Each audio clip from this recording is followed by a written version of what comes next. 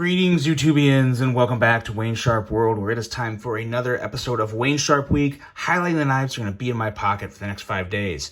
Now, I hope everyone had a very fun and very safe Memorial Day weekend, and I am ready to get back into the swing of things with some really nice little budget knives this week. Budget button locks, budget flippers. Budget is the theme for this week, and some pretty darn good ones. But before I get into that list, I want to thank you guys for tuning in today. If you like what you see, please do me a huge favor, hit that subscribe button, follow along, and I will continue to bring you the content.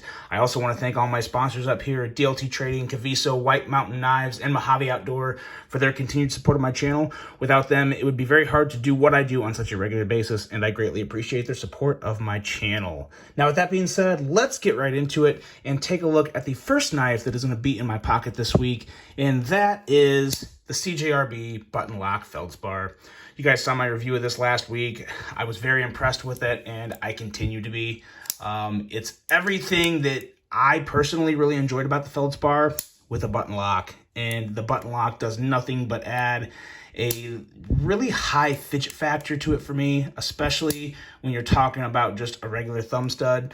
You know, it's don't get me wrong, a good thumb stud, a good flipper is still pretty hard to beat if it's done right. And CGRB and a lot of the budget companies nowadays do pretty good jobs with both thumb studs and flippers.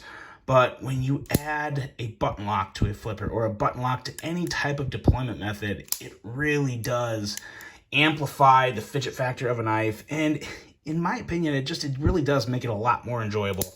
Obviously, it doesn't change the functioning of the blade of the knife. It still does its purpose just fine. Nice edge, nice blade on this feldspar in general. Love this deep carry clip, how it tapers down, really minimizes the feel of the clip in hand. And overall, it's just dressed up really nice with some pretty darn good quality black micarta and the perfect shade of a very attractive, like a, something like a combination of like a sky and royal blue. Just a very, very, poppy blue. Very nice. Really enjoy the colors on this knife, and just enjoy the action on this guy in general. And when you take a knife as good as the feldspar and make it a button lock, you're guaranteed to have something good, and it is exactly what you have here with the CGRB button lock feldspar. Now, next up, we're going to stay in the CGRB realm, but we're going to go away from a button lock for a second. We're going to go back to just a really great little knife in the CGRB Rhea. This guy is still available all over the place at a very reasonable price. I want to say it's still in that $35, $40 range. That'll vary depending on which model you go with or which version. This is from Knife Center, and it was in, I think, the $70 range. But it's got pocketwood scales. It's got the AR RPM 9 steel, which I think most of them do now. I believe CGRB is transitioning to a lot of their lower budget knives to putting them using nothing but AR RPM 9 and going away with D2. That was what I saw on their Instagram. So I think that's a really cool idea. And it's nice to see D2 getting phased out a little, I have to admit. I haven't had any issues with the AR RPM 9 that CGRB has brought to the table, and I continue to enjoy it. So until something happens that changes my mind on that, I'm very happy to hear about the D2 going away. But the action on this Rhea is just so good. For just a single thumb stud deployment, you really can't ask for much more. It's an excellent blade with a pretty nice blade to handle ratio, very comfortable ergos in hand. Love this milled clip that comes with this Knife Center exclusive version, and it just feels very, very comfy. Just enough to get a nice full 4-finger grip and a blade that is pretty good to go in my opinion. Slicey enough, really nice cutting geometry with the full flat grind, and a very nice aggressive tip. So everything I look for in a nice little knife in the CGRB Rhea is a very good offering for something in that area. If you're looking for that smaller type of casual or gentleman's carry type knife, this is a really, really good offer, especially the Knife Center versions with pocketwood and carbon fiber. Those are very nice. But at the same time, too, you can still just get a good old G10 one for, I think, $36, $37. Whatever it is. Of course, as always, I'll have all these linked below for you guys to check out and pick one up if you want one. Next up, we have the Kizer Mini Roach. It was just too hard to not put this back in the pocket because I really am enjoying this. At some point this week, I probably will be taking off this flipper and going with just the cutout for deployment. But even as is, it is just so, so good. The blade's still a laser beam. The action's still fantastic. The ergos are still hand-hugging. There's still, everything about this knife is still good. Yeah, I'm really enjoying this one. Probably my favorite non-button lock knife of the year so far, under $100.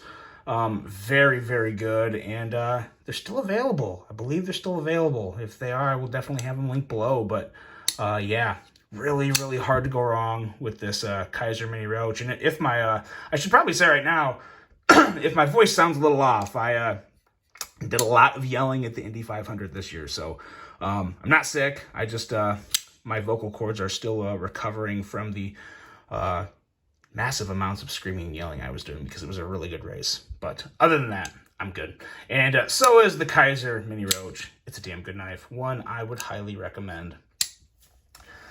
Next up, we've got another Kizer, but we're going back the button lock route with the Kizer Assassin. This is probably, if I had to pick one underrated button lock knife of the year, it would be this. I feel like, I don't think this has been a dud. I think a lot of people are enjoying it, but I don't see quite as many people posting about it or talking about it. It is really, really good though. The fidget factor on this is super, super strong, and the way the blade flies out, the detent on this is slightly different than all the other button locks I've come across. In my opinion, it's just, it's hard to even put my finger on it. I kind of want to call it a little softer than other detents, but by no means do I think it's soft, if that makes sense. But it's just so, so easy to kick that blade out and get it right back in. I mean, it is very, very fidget friendly and just super, super smooth. And when you get to the blade itself is very slicey, has a very nice edge on it. Just that ever so slight little bit of recurve, but it's almost not a recurve. It's so close, but just gives it a little bit of extra belly up here on the front and a nice tip, kind of angled down, ready to work. 154 cm steel and some very nice linen micarta. I'm usually not a huge fan of linen micarta because it gets kind of fuzzy and nasty, but Kizer does a really good job with it. I don't know where they get it. I don't know who supplies it, but it's a very good linen micarta. One of the few linen micartas that I actually do really enjoy, and there's just, it patinas really well without getting too fuzzy on you. And that's a big thing when it comes to linen micarta. Nice recessed screws in the clip, and it just feels good in hand. It just feels pretty darn good. I kind of wish there was a choil here. That is the one thing that maybe I'd knock on it. I wish there was a choil for your finger, but even without, it's still an easy, comfortable 4-finger grip. So no real issue there. And again, just another good looking button lock knife from Kizer with fantastic action and overall very, very nice execution. So it's another good one, and I'm sure these are still available. At least I'm pretty sure. And last up, we got one more Kizer. The Kizer's just, they're the good ones, guys. They've got a lot of good things going. This is a little bit of an older one, but this here is the Kizer Land, and I really just love this blade. Very nice hollow grind with a flat grind up at the tip. It's kind of like a Tonto without the actual blade shape of a Tonto grind, compound grind, I guess, basically, but doesn't have that second tip, so it's a little easier to sharpen. And if you're, doing long cuts, you won't have kind of that break where it hits the tip and goes up a completely different angle. So I always do prefer more of just a fully rounded belly when it comes to my blades. But yeah, I really do enjoy this one. I still wish they would come out with a contoured micarta version with inset liners. I would really like that a lot more than this one, and I really enjoy this one. The detent is the definition of crisp. It really is buttery smooth. In all honesty, every time I put this knife back in my pocket or just in hand in general, I'm like, man, this will always be in the argument for best action ever on a Kizer budget knife, or a Kizer knife under $100, because it is just so stupid smooth. That crisp click, and once you break that liner lock, it just falls shut. Such a nice job of grind. A really nice hollow grind, not quite as deep and thin as the Kizer Mini Roach, but you're also talking a much more narrower blade. So, you know, there's only so much you can do with the blade at a certain width. But nonetheless, an excellent edge, excellent looking knife, and buttery, buttery smooth. That is the Kizer Land. And that's all the knives in the pocket this week, but I have a couple other little I have one other pocket carry. Another thing I just kind of want to highlight because I think it's pretty cool. My buddy Jason over at Nebula Cloud sent me a few things, and a really thoughtful gift, and I really appreciated that. And I wanted to showcase it here on Wayne Sharp Week because I think it is pretty cool. This here is a pocket stone. So it doesn't really, in terms of like what's its functional purpose, well, the purpose is more the thought of the gift and also what the rock means. So what we have here is the bonded agate tumbled stone, meaning I am safe and grounded. And it is gray bonded agate from Brazil, weighing 22.1 grams. This was actually made by a rock artist named Riku, and it is a pocket rock. So this is also going to be in the pocket this week, and it has a very nice finish. It's like super, super smooth. And then where you have I believe this is kind of the bonded agate in here. I'm not a rock professional, but I think that this is the agate and this is something else, or maybe the two bonded together are agate. Maybe Nebula Cloud should hop on and clarify this if I'm completely ruining the explanation of this. So Nebula Cloud, if you're watching, hop on. I'm going to have Nebula Cloud's YouTube link below for you guys to check out as well. He has a YouTube channel, and he does work in selling these rocks as part of another one of his hobbies. So he's very much into the gems and crystals and rock world. So he does a pretty good job with it too. And this is pretty sweet. And it's just a comfy little pocket rock. So it will be in the pocket as well. And then lastly, it's going to be setting up on my desk for work. This is Henry.